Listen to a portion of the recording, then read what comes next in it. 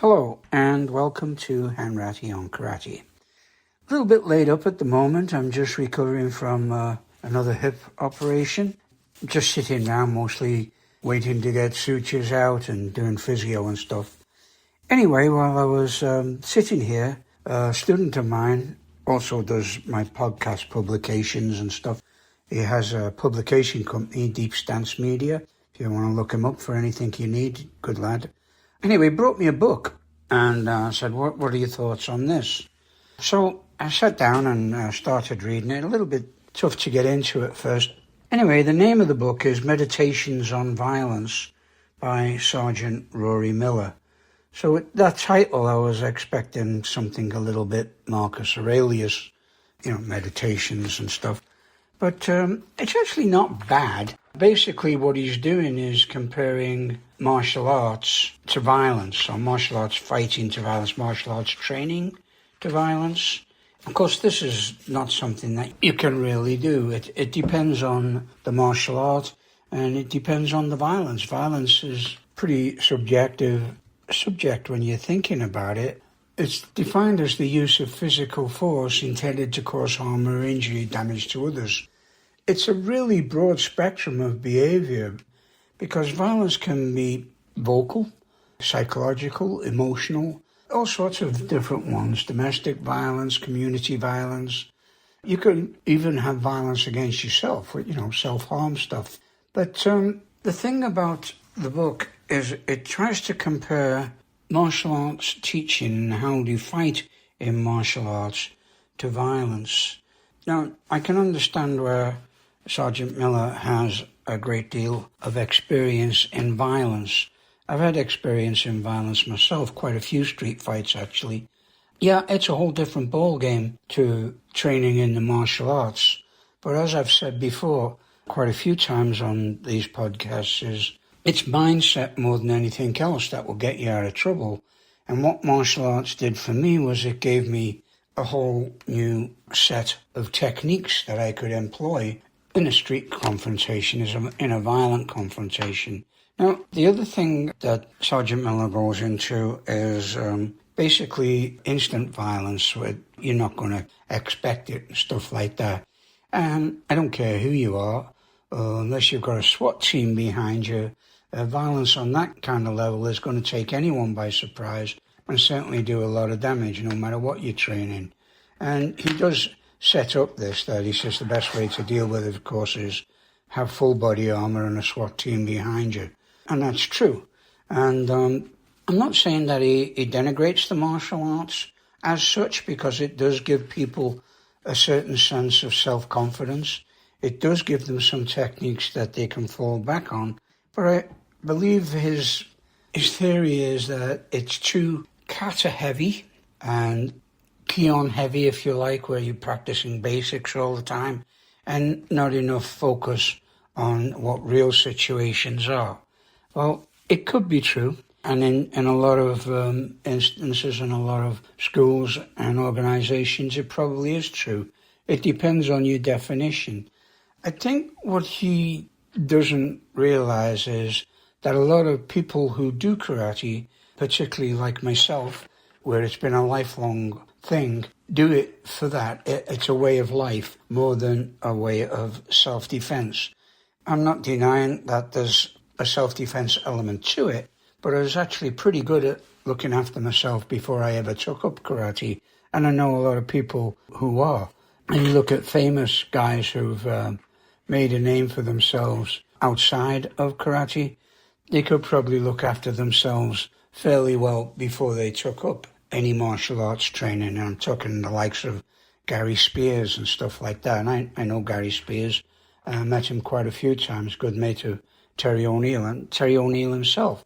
Yeah, these guys could look after themselves, work the doors in establishments around Liverpool and around the country. And, you just don't take any guff off people when they're trying to wind you up. Now, the other thing that Sergeant Miller goes into, Sergeant Miller's actually a corrections officer, but I believe from reading his book that he's probably also done some police training and maybe even SWAT training. I'm not sure. It's not really clear. But He makes the point that a violent situation presented itself. You can't really run through all of your scenarios, like what technique shall I use in this manner and all that. And no, you can't. He also makes reference to the monkey dance. Now, I've mentioned this before in other podcasts.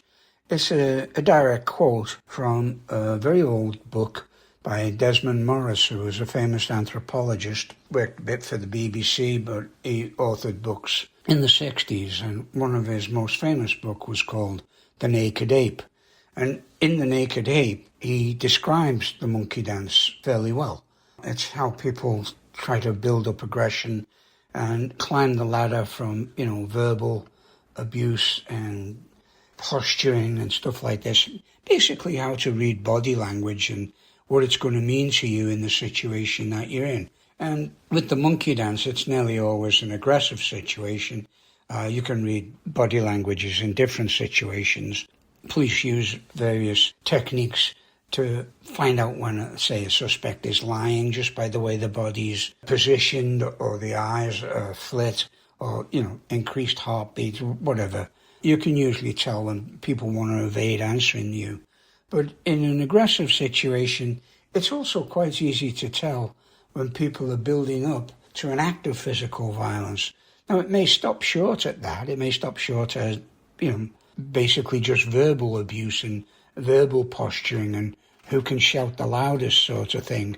But it's quite obvious, and you don't really need to be an expert to read the monkey dance and how it goes. It's like climbing a ladder, really. It could be anything from an aggressive question, like who the hell are you looking at?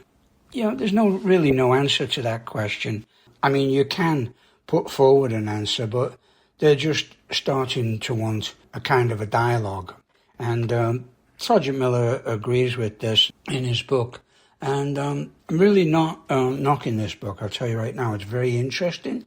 And some of the psychological stuff and questions that he answers really set you thinking. So, if you get hold of it, have a read of it.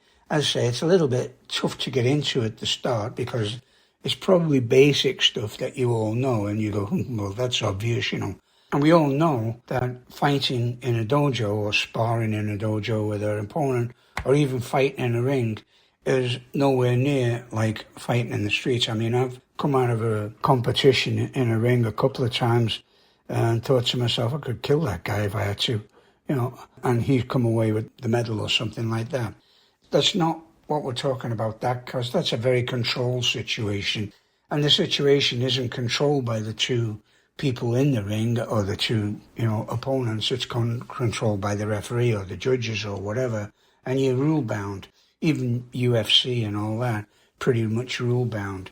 What he's talking about is instant or spontaneous violence, which is extremely hard to defend against. And we all know that. I mean, if somebody's just walking along the street, decides to punch you right in the mouth, you'd have to be almost, have extrasensory perception to figure that out. However, if they're coming along and their chest puffed out, they're swinging their arms aggressively, maybe shouting and all that, then you're going to switch on pretty quick. Now, it's how quick you switch on that may determine how you get out of a situation like that. You can switch on, turn around, walk away the other way, make some space between you, cross the road, get out the way is one of the first ones. But making space is important, and then hopefully he doesn't come and enter your space, and the minute he does, then it's up to you. And I've always said, and I still teach from my self-defense classes and everyday classes, always attack the intention. Don't wait for the action, attack the intention. Now, Sergeant Miller goes into quite a few points about different speed reactions and stuff like this, and they're all very valid points. But if you're going to do something, you make up your mind to do it, and you do it. He also has some good points, legal points about consequences of your action. He goes into the legal definition of the right response and how you should just use enough force to take the threat away. Well, I'll tell you right now, from personal experience, that's the last thing you want to think about. If you're thinking about the legal ramifications and how much force I should use to subdue this guy, you're not going to be subduing anybody. You're going to be thinking about somebody else's opinion of you or judgment on you. You've got to get in there, get out as quick as you can, and leave the other guy, hopefully, wait till he stops twitching. You got to be pretty ruthless. And I honestly believe that being ruthless is a valid thing to be in a situation like that. It's up to you, you know. But as I said, he does raise some really good points, and he has some really good methods of avoiding stuff like that and talking people down, which as a corrections or police officer, whichever he spent the most time in, this is probably something that he's got a lot of experience in. At the same time, you're verbalizing with somebody and you're trying to calm the situation, you can't afford to switch off. You've got to be always aware and waiting for that explosion of violence that can be triggered by next to nothing, or you don't know what's going to trigger them. You don't know a person's motives. You can only judge a person by their actions. You can't judge them by their motives. You don't know them. It's like in any investigation, police always look for the motive first. They know what the action was, right? This guy got shot in the head, but why? All right. So you can see the action, but you don't know the motive. And it's the same when you're looking at violence. You don't know what's motivating this guy or what he's thinking of, even though he may be talking to you in quite a calm way. If he's approached you with a threatening look or threatening attitude, and even though he may be calming down, you got to make sure that he stays outside your fence line. I've spoken about that before. People get inside your fence line, you got to get them out, or you got to close the distance as fast as you can, because nothing changes somebody's mind quicker than a so-called victim automatically becoming a predator rather than prey. Okay, this will change their mind right away. Now, you're going to get some people that won't, and you got to look at physiology, difference in sizes and strength, and always if it's a difference in gender, men against women, then you got to take that into account. My advice, women, run away unless there's somebody there that can defend you. And guys, you don't turn around. If a woman's being attacked, you don't turn around and act like it's none of your business. It's your business. You get in there and you stop it. That's the man thing to do. And it should always be the man thing to do.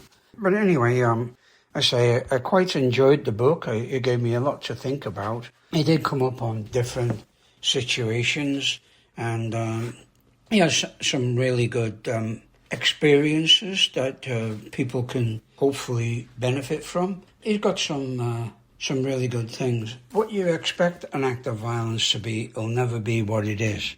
Okay, the reality is you cannot expect that somebody's going to do what you're going to do. That's just why he says bunkai and kata applications don't work. Well, of course they don't work, and I've said this so many times. Anytime you're using bunkai, it's just to illustrate a point on the technique, all right? And there's also different weapons that you use with regards to your own body, elbows, head, knees, fists, different kinds of fists, and different places that you place your technique or you fire your technique to cause maximum damage. And that's another thing. That you want to cause maximum damage. Do not be thinking, oh, will I get arrested for this, or will I get sued for this? Not if you knock him out and then walk away, you won't. Okay? So the book is worth reading. I think it raises some decent points, both for and against karate training, but the biggest thing, I look at karate training as a way of life and not as a way of deterring violence. Being honest with you, what your karate training will do for you, it'll give you the confidence to project an air of confidence and even a little bit of leave the guy alone, he looks competent, you know. This is what karate training's done for me. And what street fighting has done for me is able to recognize a situation that could go from nothing to a big bang in no time at all. The training gave me a whole new extra set of techniques or weapons, if you like, that I could use in that kind of situation where it's unexpected. I think I said before that if you have to block, you're probably a bit too late. So you've got to try and recognize the situation before the block is required. And I think what a lot of karate clubs do is they tend to push people into a situation, even though they're sparring in a dojo, where they're looking to block everything rather than take the initiative and attack and deliver a technique. So they're kind of looking to accept the technique and then deliver a counter, the old go-no-sen situation. Myself, I'm much more tuned into sen-no-sen, tai-no-sen if I have to. Use a little body shifting, moving offline. All the things that are going to keep me safe while I can put him down at the same time. Okay? So thinking about blocking, you're not thinking about attacking. Okay? Get your mind in one place if you can, and that one place should be to diffuse the intention, take the intention away as fast and as hard as you can. The one point that came up, and I'm looking through the book, is he didn't go on conditioning the weapons that you have. He did say that martial arts will give you a good, healthy body. Of course, that's always a benefit in any kind of situation, whether it be violent or not. So if you've got a pretty good, healthy body and you can carry a bit of muscle. But what he didn't go into, and what my kind of karate, Shotokan karate, traditional Shotokan, deals with, is projecting power and developing power from the body physiology. I think he mentions it slightly, but maybe he's a great big guy and, he can handle that and he has a lot of natural power. But say for female who are training and stuff like that, I always make sure that they get the whole body behind the technique. We look at rotation, counter-rotation, how to generate power through your technique. And Nishiyama was a fantastic teacher in this regard, and I spent a lot of time with him. He would go through every little link and joint of your body so that the power aligned with the technique. You almost were going straight through the target. Of course, and I mentioned this before, use a makawara or use a heavy bag so they get used to hitting something. If you're using fresh air every day, just going up and down the dojo, punching and kicking, you never know if it's going to work, all right? You may break your hand first time. You may break your toes or pull a ligament or something like that. The best way to judge your kicks and judge your punches is use some impact training. I'm not saying you have to kick through 2-inch boards and stuff like that. Some people do. It's up to them. I've never been a big fan of Tamashiwara, although I have done it in demonstrations, but it's up to you. I've always been a fan of Makawara. Some old pictures of me training on my old Makawaras, which was 8-foot red oak buried in the ground, and I had an old bicycle inner tube around it to do my resistance training. But basically, I go out there and punch it every day just to build up the knuckles and the resistance in the joints that you need to deliver a good technique.